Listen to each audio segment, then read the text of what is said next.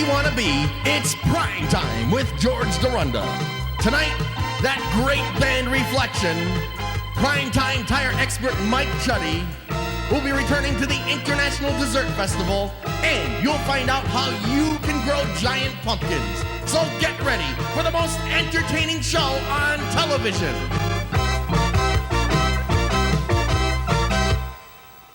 Hi, I'm George Dorunda, and welcome to Primetime. And you know, the other shows are constantly doing theme shows of one kind or another, and it seems to be a good idea. For one thing, it takes a lot of pressure off of us because you can present anything on a theme show just because it fits. It doesn't have to be interesting by itself. But of course, using that standard, I guess we've done nothing but theme shows here on Primetime. We just never figured out what the theme was before. Well, anyway, let's get on with the program. It's Reflection performing the McHammer hit. McHammer. Sounds like something at McDonald's. McHammer hit, Can't Touch This.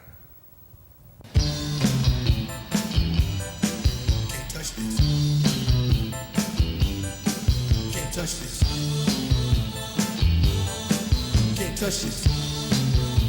Well, my music hits me so hard, makes me say, oh my Lord, thank you for blessing me with my two rhyme and two hot. Feels good when you know you're down. Super dope homeboy from the old town. I'm known as such. This is a beat can't touch. I told you, can't touch this. That's how we're living in the know. Can't touch this. Look at my eye, man. Can't touch this.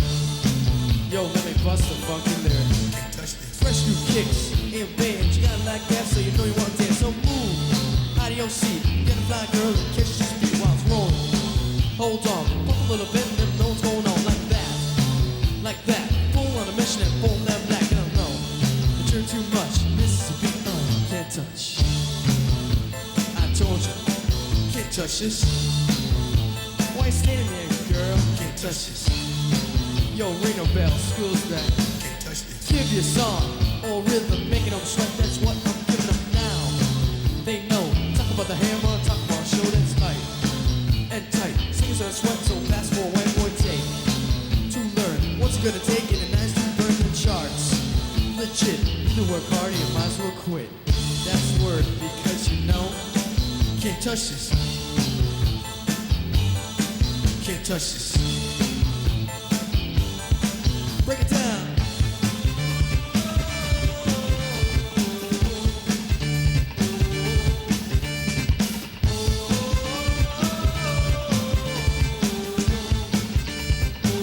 Stop. Hammer time. Go with the flow. Insane, but you can't do this and you're probably on day. So wave your hands in the air. Bust through moves. Run the fingers through your hair. This is it. For winner. Dance to this and you're gonna get dinner. Move. Slide your hump. Just for a minute. Let's all do the bump. Can't touch this. Told you. Can't touch this. You better hype, boy, cause you know you can't touch this. Yo, ring the bell, school's back in. Break it down.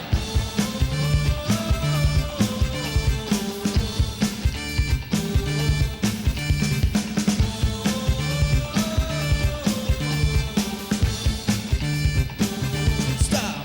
Hammer time.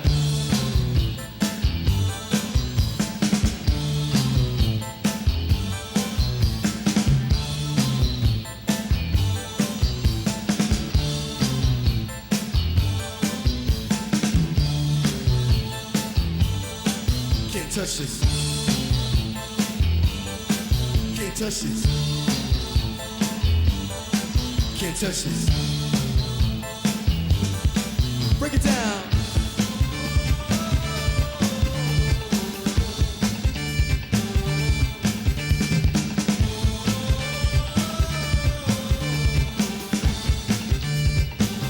Stop. Hammer time. Every time you see me, the hammer's just so hype. On the floor and a magic on the mic. Now why would I ever stop doing this with others making records that just don't hit? I toured around the world from London to the Bay. It's hammer go hammer, hammer, oh hammer, and the rest can go and play. Can't touch this. Can't touch this. Why you standing there, girl? Can't touch this.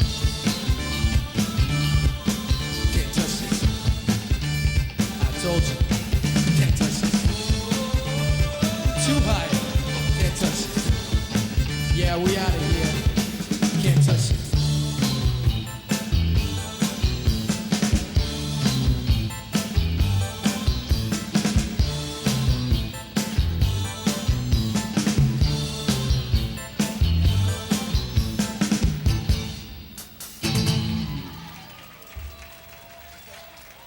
MC Hammer, that's what I said, McHammer. Well, I can't be concerned with that. I have my hands full making Americans the best entertained people on earth. Hey, stick around. We'll be back with the best darn show that we know how to do.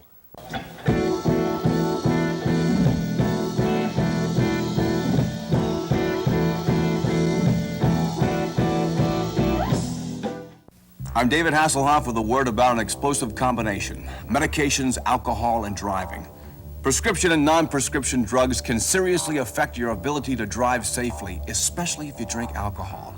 If you're not sure whether it's safe to drive or drink while taking your particular medication, ask your doctor or pharmacist.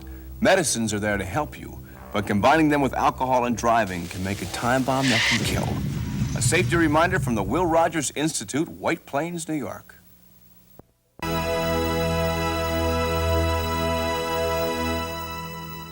We're back with a taste of old world elegance. Let's return to the International Dessert Festival. And we're here with Anthony. And are you really from Germany? No, I'm not. I'm from the city of Chicopee. You're from the city of Chicopee, but you have this fascinating looking German dessert. Oh, thank you. And what is it called? It's a Black Forest Torte. Black Forest Torte. Yes. And you prepared this all by yourself? No, I had some help on this. Chef Klinger from the Delaney House in Holyoke prepared this at his restaurant, and it's consisting of a chocolate cake with a cherry liqueur, Kirschwasser, whipped cream, cherries, chocolate shavings, and chipped almonds. Well, I can't wait any longer. Help yourself.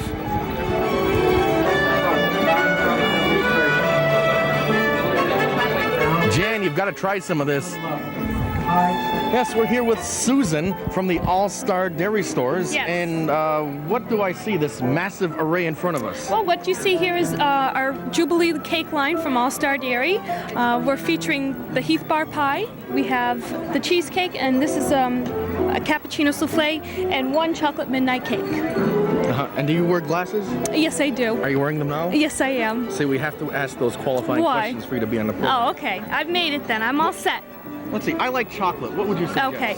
Well, the Heath Bar, what you'll find is that it's not a dense cake. It's nice and airy in between because they have a buttercream frosting in between. If you want a deep, dark chocolate, the chocolate midnight, it's a chocolate lover's fantasy. I'll tell you what, I'll try both. Okay, I'll let you have both. Yeah, we do. We do give milk away free every day. Good? Excellent, and I am an expert. All right, see? That's... Jan, you don't know what you're missing.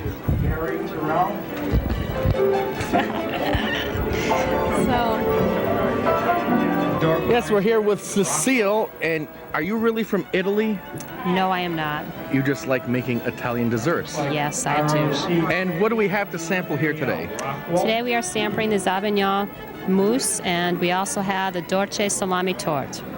And salami, does that have anything to do with real salami? No, it's just a replica of salami. What it is, today we used animal crackers, but you can substitute it with vanilla wafers. And you add the cocoa to it with eggs, form it into a ball, roll it out into lugs. You can freeze it or you can refrigerate it, slice it up, and today we featured it on top of a white chocolate sauce. And you realize I'm here sampling every dessert around. Well, I hope you are. And it's a tough job, but somebody's got to do it. I hope so. Well, what do you suggest I tackle first? I would say the salami. That's been a very popular item today. Okay, we're off to the salami. Oh, hey.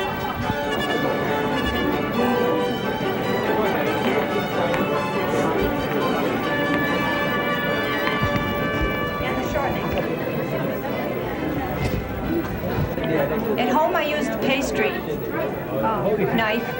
Yes, kids, we're traveling the world of desserts, and we're here in Greece with Effie. Yes, hi. Nice to see you. Nice for you to invite us here. And Pleasure. What do you have here? I see some white-looking things and some other. Tell us what I have to sample. Yes. These are powdered sugar cookie. They're made with unsalted butter, and they have toasted almonds in them and flour, a little bit of powdered sugar inside also, vanilla extract, and a touch of lemon. And then after they're cooked, they have a powdered sugar dusted on top, and they're a delicious cookie. They melt in your mouth, delicious with a cup of coffee. And you think I could eat my weight in these? Probably you could, yeah. And what else do we have down the table? Okay, on the other side is also a phyllo dough, and it's very thin dough, and it's layered with butter, melted butter, and there's also layers of walnuts, cinnamon, and a little bit of nutmeg, and that's layered again, and the top is phyllo dough, baked in the oven. Then there's honey syrup made, and it is poured on top after it comes out of the oven, and you let it cool, and it's delicious. That's a heavier dessert, but it's also very excellent. Well, I'm a heavy person. No, you're not. And which do you prefer? I like this one because it's a little bit lighter, where the baklava is very, very filling. It's also excellent. Actually, I think the baklava is probably more traditional of Greece. More people would know what that dessert would be. Well, I'll try the lighter one, and then I'll work my way up. Okay, thank you very much. Melts in your mouth and in your hand. But there's no mess in your hand, right? We're supposed to eat desserts, you know. You're not? I won't tell. Yes, I'm eating my way through the world. I've eaten so many desserts, my head is beginning to spin. But we're here in France with Arthur, and what do you have for me to sample? Here we have chocolate thistles, which is chocolate ganache with marzipan rolled around it and painted with dark chocolate, and cream horns, which is a puff pastry horn filled with the same ganache filling. So it's kind of a chocolate mania. Yeah, that's for sure. You'll be rushing after this one. And there's... No, the Russian booth was over there. We covered them a while ago. I mean, you'll be getting head rushes. How's that? It's garnished with caramelized almonds, and it's on a bed of raspberry sauce with cream in it. So, low-cal dish. Low-cal, that's my only style. Health food desserts. Yeah, it's great for your shape. It builds big shape. Hey, and I did it all without steroids. Best way. There you All go. natural. Hey, Bon appetit. enjoy. Take an apple. And pour the apple.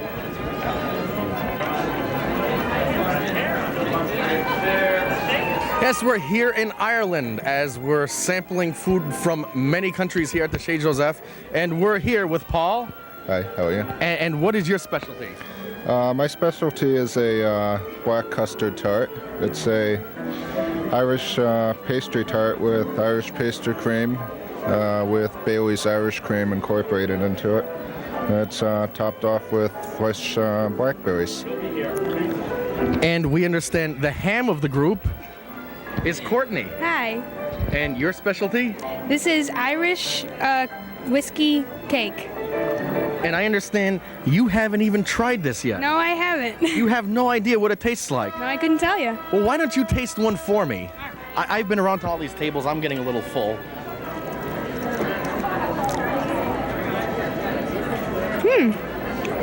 Not bad, fair, good, excellent. Real good. You heard it here.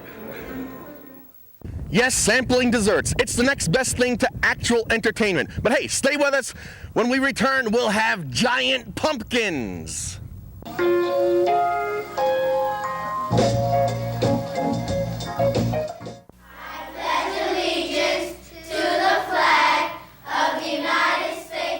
We pledged our allegiance to it when we were young. We studied its importance when we were in our teens. We sing its praises at every sporting event. We display it when we celebrate, lower it when we mourn, and honor our heroes with it when they've fallen. It stands for what we are and what we believe in. How we treat it says a lot about us.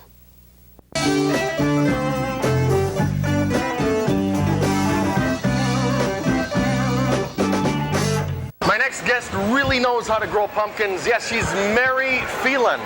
Well, Mary, welcome to Prime Time, and you certainly do know about growing pumpkins. This 411-pound giant that we're standing next to here.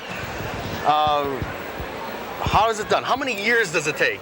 Takes just one growing season. Basically, the seeds are started in May and the pumpkin matures in September, October. Well, why are some pumpkins small, and what creates this giant? A lot has to do with the variety. You have a Connecticut field, which is basically what most people are familiar with for a Halloween pumpkin, which is a smaller pumpkin and will tend to grow 50 or 60 pounds, but not much larger. These are varieties that have been bred specifically for a large pumpkin, and Atlantic Giant is one of the ones that most people tend to use. So it's the variety of the pumpkin that produces the size. And what determines that variety? Is it special seeds? How do you breed pumpkins? It's a seed. Atlantic Giant is a variety that a specific seed company produces. And what most of the growers with the large seeds tend to do is once they've produced a fairly large pumpkin, they will use their own seed another year to try and produce even a larger pumpkin. So Mr. Hackney, who happens to be the winner with this pumpkin, each year takes that seed and he also sells them to other people to try and get them to produce pumpkins of equal size. And what do these seeds look like? Regular pumpkin seeds? Appearance, they are like regular pumpkin seeds, but in terms of size, they're about double the size of a regular pumpkin seed. So these are double the size of a regular pumpkin seed.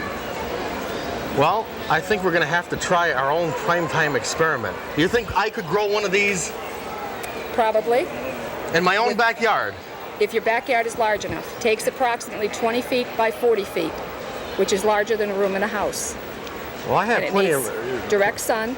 Direct sun. Needs good fertilizer. Manure that is not fresh manure. Needs to be at least a year that it's set and composted. And fertile soil that you can have tested through your cooperative extension service usually. And don't just follow the instructions, and it is possible. Right. Well, there's a few other keys to it. One other key is to keep it well watered. The other key to it is that you need to, once the pumpkin vine has set, that you need to allow the pumpkins to start to grow. And about the size, once one of your pumpkins is about the size of a soccer ball, then you take off all other fruit and blossoms and don't allow any other fruit to grow on that vine so that all of your nourishment is going into that one pumpkin that you want to be your largest. Ah, that's the trick. Does that work the same for tomato plants and everything else? If you wanted large tomatoes, would you take off the smaller fruit first? Probably, but it's more of a gamble because that's a shorter growing season so that you're not going to have as, if it doesn't grow as big, you've lost everything else that you've taken off. But with pumpkins, that's the trick. That's the trick. And the vine itself is going, well, you can see the stem here, how large it is. That's about the size of someone's wrist. So the vine that's about the size of a large tree. Right. The vine that has to support that is that large in diameter. And this vine grows all around the yard. Grows all around the yard, and what pumpkin vines tend to do is attach to the ground. What you want to do near where this pumpkin is make sure that you cut those tap roots so they don't attach, because if they attach, as this pumpkin starts to grow, it won't allow the vine to move with the pumpkin and it will snap off just because the vine can't leave the ground. So with these seeds and the right tips, I'm ready to grow my pumpkin. Right, but you want to make sure that you start them not until May. Not until May? If you start them too early, what happens is what's called transplant shock. The pumpkins begin to grow, and then you have to let them set as you wait for the warm weather outside, and they sort of almost retard the growth. So it's better to plant a shorter growing season. Right, start them indoors under a heat lamp so that they germinate very quickly, beginning of May, and then you plant your pumpkins outside when the plants are about 3 or 4 inches tall, and when the soil is nice and warm in June. You don't want to plant them into cold soil, or again, they won't continue to grow. Well, thanks, Mary, for being here on Primetime. I'm going to try this, and Good maybe luck. I'll be back with the award winner next year. Sounds good. Hey, stick around. We'll be back with more Primetime right after this.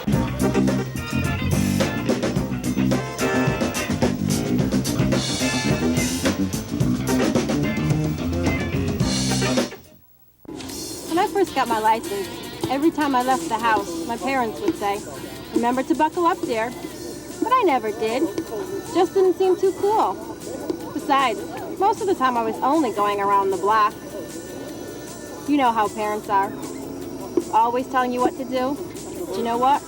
I wish I'd listened.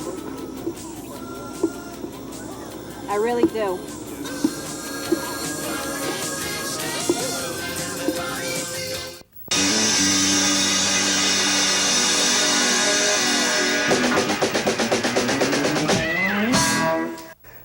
Okay, kids, we're back with more primetime fun. And have you got some questions about tires? Well, my next guest can answer them. Yes, he's back again, Mike Chuddy. Well, Mike, welcome back again. Again, a regular fixture here at Primetime. Nice to be here. You know, last time we were on, we didn't get a chance to get into talking about front-wheel drive and rear-wheel drive and different alignment problems that occur. And in a front-wheel drive car, what do you do first? The rear wheels or the front wheels? Well, if you're going to do... Or both? It depends on the car. Some of them you only have to do the front end, like the old kind of cars that used to be rear-wheel drive. The rear axle was a solid axle, and it was in the car to stay. It didn't move unless the car was in an accident. So you just aligned the front end. Now things have changed. Most cars are front-wheel drive. The rear axles are independently sprung from side to side, and the alignment can change on the back end. So it's like being in a boat. Yeah, Almost. and some of them ride like it too.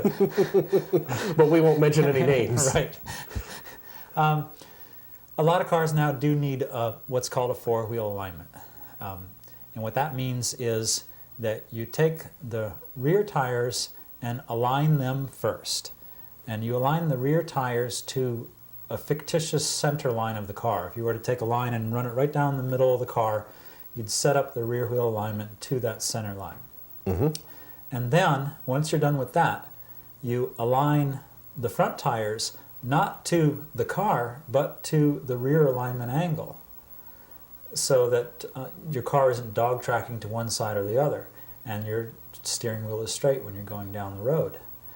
It makes a big difference in the newer cars because some of the angles that determine tire wear change as you move the steering wheel from side to side. One of these is what's called the caster angle. Back in the old days, caster angles were very small. They were about 1 degree and up to 3 degrees. So when you turn the steering wheel slightly to move the car to one side or the other, the camber angle didn't change too much. Nowadays, the caster angles can be pretty severe. You get angles running up to 10 degrees on some cars. And these cars act sort of like race cars. So that as soon as you turn the steering wheel, the tires lean right over. And if your steering wheel is not straight when you're driving down the road, that means that your tires aren't at the right angle when you're driving down the road. And at 10 degrees, it seems like you'd really be ripping up the tread on your tires. Well, you really do. And what will happen is if you're not referencing the front end of the car to the back tires, you're aligning it with the steering wheel straight, and your camber angle is fine, your tires are straight up and down, but as soon as you get it off the alignment rack and you start driving down the road, because the rear end is a little off to one side, and you didn't reference your front end to that rear end, all of a sudden you're having to turn the steering wheel a little bit to one side to make your car go straight. Well, as soon as you do that, those front tires lean over. And you've got one running negative camber, one running positive camber, and then you've got inside wear and outside wear. And you don't know why it's happening because you just had the car lined up. Are these newer front-wheel drive cars anything like the older four-wheel drive vehicles used to be? Well, some of them are, but most of the old rear-wheel drive or the old four-wheel drive vehicles were more similar to rear-wheel drives. They had a solid rear axle in the back end that was held in place by leaf springs, and that axle wasn't adjustable and it didn't move. Even the front axle on some of the older four-wheel drives was a solid axle, and the only adjustment possible was a toe-in or toe-out setting. As the four-wheel drives became more sophisticated, then they too started getting into independent suspensions. So in that respect, yeah, the front-wheel drive cars are a little bit like the four-wheel drives. But you're seeing a lot of four-wheel drive cars on the road nowadays, not just pickup trucks. And these cars all have their own problems. We're also seeing some newer cars out that have four-wheel steering. And nightmares, it sounds like. I don't want to see one. On these newer cars that have the four-wheel steering, you really need one of these new computerized alignment machines. And the alignment machine itself is running the mechanic through the alignment. I don't think too many guys out there that are doing alignments on four-wheel steering cars really know just what's going on in this car. But you don't see many of those around. I've yet to see one in the shop. It's mostly front-wheel drives. Well, Mike, I know what to expect out of my rear-wheel drive van, and I think I'm going to stick with that. But what can people expect for problems out of front-wheel drive cars for alignments? How will they notice if it needs an alignment? Well, unfortunately, lots of times you don't notice. Front-wheel drive cars have a different way of moving the vehicle than the older style of rear-wheel drive cars. And the steering is tied right in with the drive wheels. So there is so much inertia in the front-wheel drive that makes the car tend to go straight that sometimes a tire pull or an alignment pull doesn't show up as easily in a front-wheel drive car. And unlike the old rear-wheel drive cars, you may not pick up on it right away. I think this is a reason for making a trip to your alignment shop a periodic thing. Don't just wait until you're sure you've got a problem. Maybe bring it in once a year and have it checked. Well, Mike, once again, it has been interesting, and Mark keeps waving at me over here. Yes, Mark, I know, we are out of time. It's been fun. We'll be back again to talk more about tires. We'll be back with more Prime Time after this.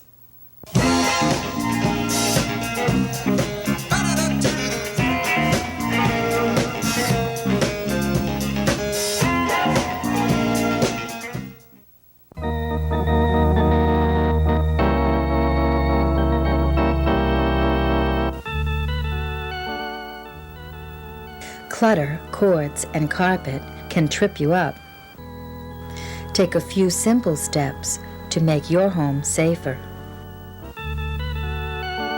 For a free home safety checklist, call 1-800-882-2003.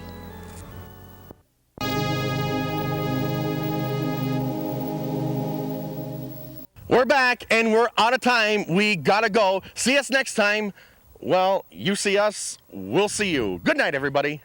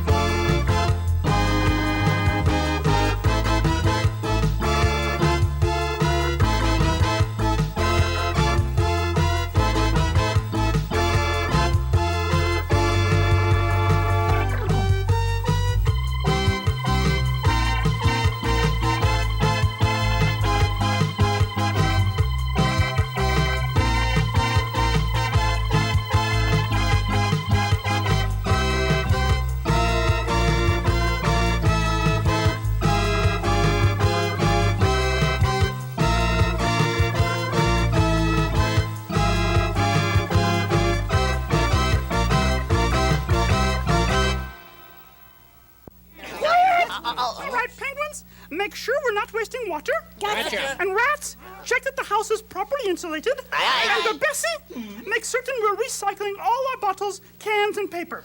Gee, Piggy, what can we do to help the environment? Let's not waste electricity. To find out what you can do to help, write to Make a Difference, National Wildlife Federation, Washington, D.C., 20036. Lights out! Way back in 1988, when I was young, the American Cancer Society taught me that a low-fat, high-fiber diet could reduce the risk of cancer. Today, I'm 82 and still having a blast. Execute. The American Cancer Society knows eating right can reduce the risk of cancer.